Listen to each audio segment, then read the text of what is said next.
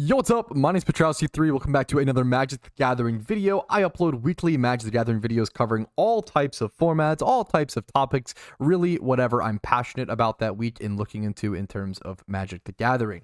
I have a cute, cool video for you guys today. First things first, unveiling probably one of the more expensive Magic cards I've ever bought, if not the most expensive, honestly. I own 5 Phyrexian. Let me get this paper off of it. I own 5 Phyrexian Dreadnoughts, but I got lucky and bought those when I was, when they were like 12 to 13 bucks. However, I did go ahead and pick up my first mana Crypt, which I'm really happy. Crypta de Mana. I was a little worried when I saw it was white border online. I was a little skeptical, but apparently Spanish and Portuguese mana Crypts are just in white border, which is kind of interesting. It was a pretty good deal. I got it for 120 bucks, and the old media Crypt, or the old media promo mana Crypts go for about 140-ish, it seems like, at the cheapest right now. And like this one's probably, I mean, this is in really, really nice condition.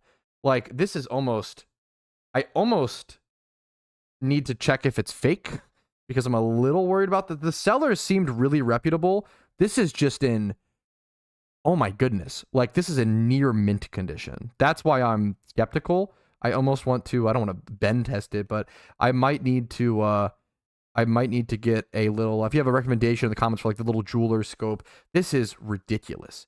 This is probably the nicest condition mana Crypt I've ever seen. And I think it's legit.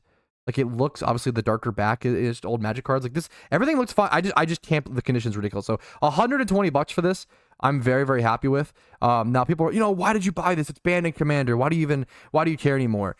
This is my first, I want to perfect fit it, honestly, immediately. This is my first, probably should have had those prepared, apologies. My first big step towards building Vintage. Now that is I know it's a pipe dream, and I don't know if I'll ever have, and even if but I think I can really build a Vintage deck with like 15 proxies. If I proxy the Power 9, proxy the Mishra's Workshops, I really want to build my own version of Jewel Shops, Petrowski Shops, rather. And this is the first step towards that. So I think I could honestly build it for I think I went over the math.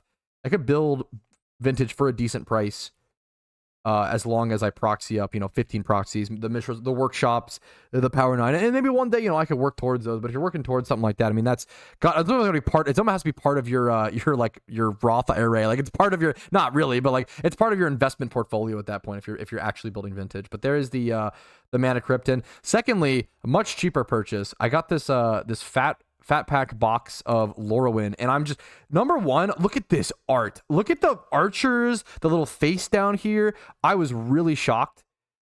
Like, obviously on the website, on eBay, it's cool to see, but seeing this in person, this looks so much cooler in person than I even expected.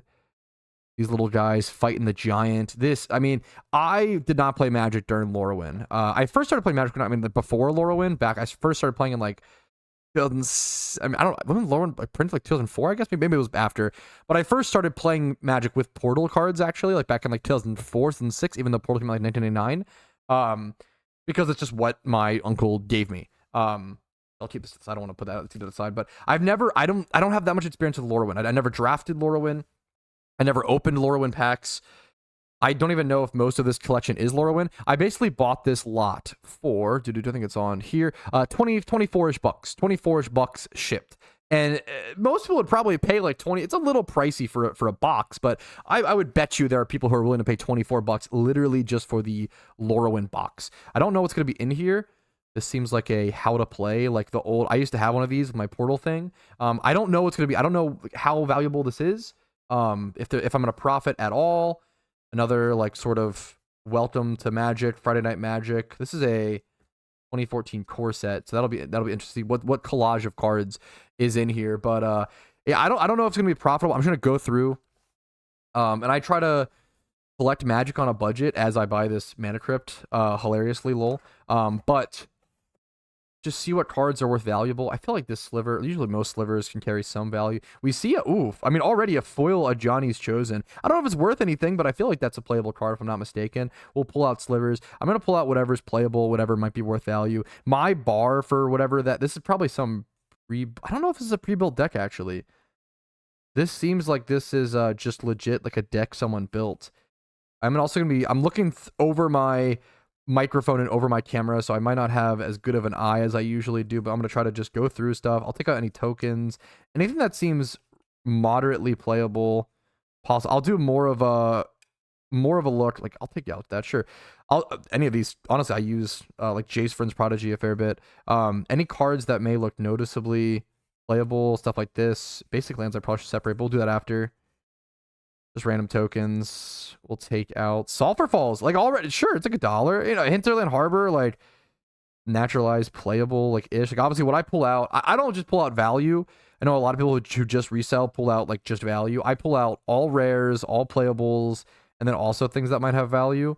I'll perfect fit all the foils after this as well, because even if it's like a bulk foil common, I still feel like you can get perfect fits for so cheap. Yeah, sure. Origins. Oh yeah, this is why I bought this. I think so. The only card that I saw worth any value in the like eBay listing was Mutavault, and Mutavault's like $5. So like, you know, if I'm paying $24 for a Lorwyn box plus a Mutavault and then bulk, I'm probably doing fine. I'll end up scanning all of this, and I'll give you guys a full value indicator, either edited in. Most likely it'll just be in the description, but maybe I'll edit the video. I don't know.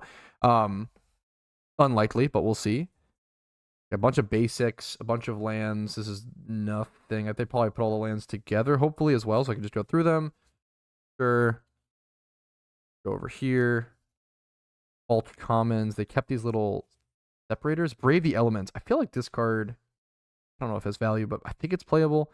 Destroy all enchantments. You gain 1 life for each enchantment destroyed this way. I mean, I'll take a little tranquility effect. A rare indestructibility can be played, or Mancer is playable. Not a valuable card, but playable. Banisher Priest. I feel like Banisher Priest used to be.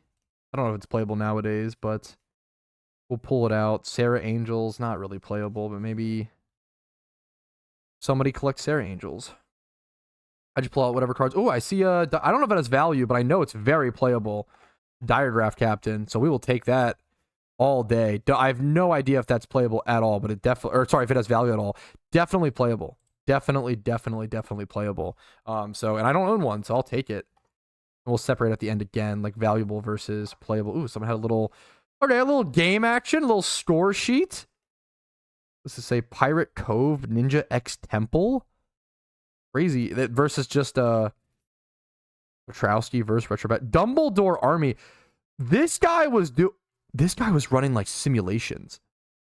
This was not I wonder if this was somebody who was fighting themselves. Like I think what this guy did, I could be wrong. Pirate Cove, Ninja X Temple, John Pirates. Hopefully that. Okay, wait a minute. Dumbledore's Army. I think this might have been someone who, like myself, grew up trying to play Magic alone, didn't really have anyone to play with, and might have just built like they might have. I could be wrong. Maybe they just named them funky names, but they might have just been doing the play by themselves strategy, where they just like they'd set up all 4 decks. They play all 4 decks against each other, and they just see what happens and sort of do little simulations. Oath of the Gatewatch. We'll take out negates. I actually have opened a fair bit. I really wish I opened a little bit of Oath of the Gatewatch. I just love Oath of the Gatewatch and Battle for Zendikar, probably 2 of my favorite sets of all time. I absolutely adored this card, number 1, the full art lands. Adored those sets in limited. I adored those sets opening. I adored I played a lot of BFZ sealed. But they were like some of the first I love this card. It never really went anywhere, but a little interesting foil. Goblin Dark Dwellers, very, very cool card. Never really did anything too crazy, but it's a neat card, man. For those who don't know, it's a 5-mana goblin. When it enters the battlefield, you may cast target instant or sorcery spell with CMC 3 or less from your graveyard without paying its mana cost, and then exile it or whatever. So it's like a I don't know, like 5 mana Snapcaster. Isn't exactly a Snapcaster, but you don't have to pay the cost. I think it's a cool little value interesting card on a goblin, which is weird that a goblin's doing flashback stuff. This is an interesting. I've never really seen Into the Hellmaw. Kind of funny. Active Treason, one of my favorite just cards of all time. Just nostalgia card for me. Not seeing too much here. Once again, I'm really not looking for like too much in value or too much in general. Like Plummet and Rampant Growth. Plummet's not really playable. Rampant Growth. Lay of the Land. I don't really see. I don't think anybody's playing Lay of the Land. Maybe like a 5-color deck. Maybe. Now this is a nostalgia blast. This is wow. This was my favorite card. I'm gonna pull these out just because that was my favorite card when I was new to Magic. The art, the effect. I thought Regenerate was broken. Like playing like tabletop casual Magic. Regenerate felt insane. Also, this card also was like so cool to me. I don't know if it's worth pulling out, but we pulled out when a land enters the battlefield, create a 1/1 sapperling. Honestly, this is probably maybe gained. I don't know if it's a common. I don't know if it's gained value, but probably gained a lot more demand with that new Spore Commander. Avacyn's Pilgrim, I will take all day. Very playable. Anticipates, sure-ish. I don't really know if that's not Bump in the Night. Love that card. We'll take a Doomblade. Why not? If I miss anything, these are backseat commenters' favorite type of videos, okay? Because if I miss anything, this is the perfect kind of video to backseat. If I miss anything that's worth value, point it out to me in the comments. It's good for you. It's good for... What? Army of the Damned Mythic. Put 13. Ah, I remember this card. I don't think it's good, but I remember this card being talked about. I didn't play a lot during... I didn't play at all during Innistrad either, but I know of it. I recently saw pretty cool card. Can be used in certain strategies pretty effectively. Moonmist, transfer all humans. Kind of an interesting fog. I don't know if it's worth anything. We'll put it up. We'll do a full scan at the end as well and just show you guys what everything is worth, but... Ooh, that's a pretty foil rare. Not a good rare. This is definitely like a bulk rare. I'll get all that stuff in sleeves. Elixir of Immortality, I'm pretty sure is worth something nowadays. I could be wrong. Darksteel Ingot, playable. Not as playable as it used to be. Fire Shrieker. I'll honestly take more Fire Shriekers. It's just a good uncommon that I put in a lot of commander decks. If red or... I don't even know this card. Pyromancer's Gauntlet. If red or instant sorcery controlled or red Planeswalker deal damage to a permanent, it would deal damage +2. I don't know. It's probably not good, but... I will take it. I also don't know this Quiver card. Cellar Door. Target player puts the bottom of this creature card. Get a zombie. Weird card. Foil, even though it's probably a bulk foil. Think Twice. I still love this art. Negates will take. Essence Scatter. Yeah, I'll take that, I guess. Even cancels. I take whatever. Is cancel playable? Probably not. Rooftop Storm. Hey, dude, this already has some nice value. Rooftop Storm's a few bucks. Like $4 to $6 for sure. Tome Scour. I think that card is like played in like some decks. Or an exiled card with flash. What a weird card. You may draw a card. Oh, Curiosity. Yeah, I didn't know that art. But yeah, Curiosity is very playable. Not really worth too much, but very, very playable. Okay. Go a little faster. I do know some of these Phantom. I had a friend who had like an Illusion deck for a bit. Altars Reap, Bump in the Night, playable. Not really. 5-mana Land Destruction, probably not playable. Rare, we'll take. I don't know what that rare does. Let's read these old cards that are, quote unquote old. 2012. Enchant Player at the beginning of your upkeep. Oh, this is one of the OG curses. Beginning of your upkeep, you may search a library for a curse card that doesn't have the same name as the curse. Oh, this is like a if people want to run like Curse Tribal, you need that card. Okay, I wonder if that has. I can't imagine there's that many people doing that, but it's probably got some decent. Maybe it's probably a few bucks, would be my guess. One of the coolest arts in Magic, one of the most like controversial at the time, like a vampire kid like licking blood off their fingers was really, really controversial in 2013. I mean, same with the Ancient Garage. Used to be playable in Modern. I don't know if it still is, honestly. I have not bothered with Modern in so long. I pretty much just try to follow Legacy and Commander nowadays, and then peeking my head into Vintage recently, of course. Peeking my little peepers in. Okay. Scavenger, Warpath Goal. We're almost done already. Make-A-Wish. Card's kind of cool. Gnaw to the Bone. Rare. Moldgraph Monstrosity. When it dies, exile it, then return 2 creatures from grave to the battlefield. Kind of a cool card. Tragic Slip, also extremely playable. Fantastic commander card. Another... Oh, I'll take a promo Glistener Elf all day. Yes, please. That's at least $5. Oh, yeah. All day I will take that. Hell yeah. Okay, this is already... Yeah, definitely... okay, I don't know this guy. Bloodlord of Vazgoth. When you cast a vampire creature, it gains Bloodthirst 3. Vampire decks are very popular. I've never seen this guy, though. If an opponent was dealt damage this turn, it enters with 3+1 counter. I could see certain... I don't know if it's that good, but I could see certain vampire players playing that. Lumber Knot, Knot of the Bone. I can't imagine that's good. Some more... Okay, BFZ, Magic Origins. Are these cards valuable? Almost certainly no, but... Legendary Seal's a cool card. Just gives your creatures lifelink, and then if you I had so many foils. I drafted so much Origins. I had so many foils of this card. I really like this card, honestly, in Limited. 2 mana ETB draw card, and then to make something unblockable, or can attack. That honestly had good versatility in Limited. I liked it. Underrated Limited card. Eldrazi Devastator. I don't know what. This is a pretty foil little promo. Really good, at least it was. I'm not up to date on Pauper, but was a really good Pauper finisher. In a specific metagame, Pauper might have sped up too much.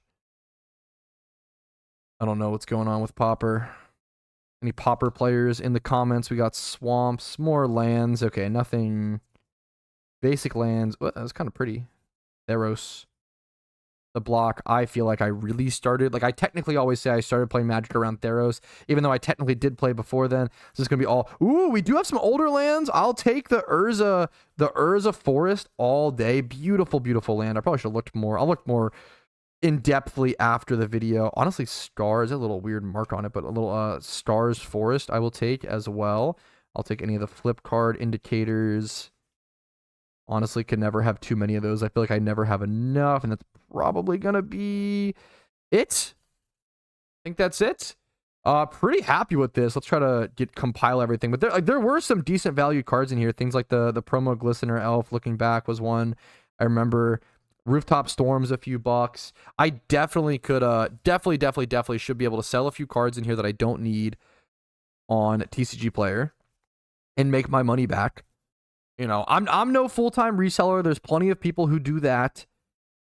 You know, which is, you know, more power to you. I don't know if I'd find that fun doing that full-time, but do I like collecting Magic the Gathering cards, you know, for free with a little bit of extra effort put in? You know, I do like that. I do enjoy that.